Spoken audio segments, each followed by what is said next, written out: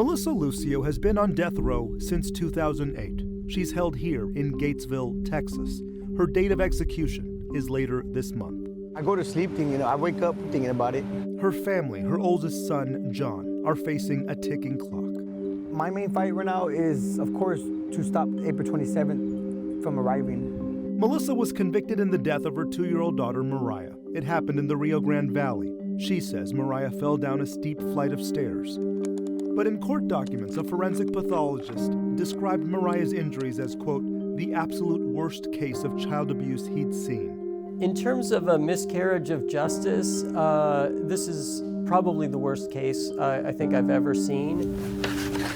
Devon Shardle is with the Capitol Habeas Unit of the Federal Public Defender's Office. I have to read over these things again and again and again. He's working with the Innocence Project to free Melissa, or at least delay the execution.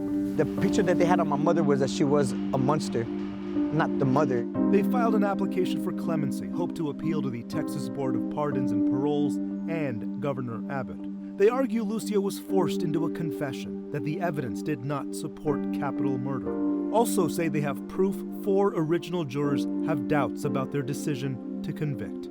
And they have doubts about the Cameron County DA at the time. Singled out Melissa so that he could sort of have the score of putting the first Latina on death row. We support Melissa and we will fight for her until justice is served.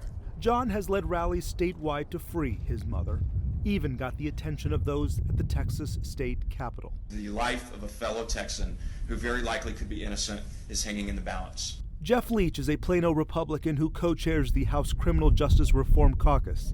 Close to 90 lawmakers on both sides have appealed to the governor. I want to see my mom for the last minute.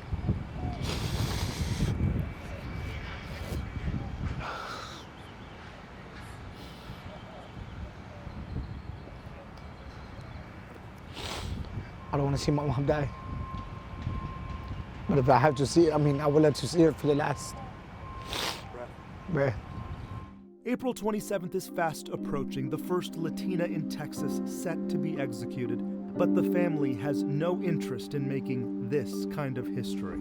The scales have always been tilted against Melissa Lucio, and we're trying to right those scales now. In Dallas, I'm Joe Panic.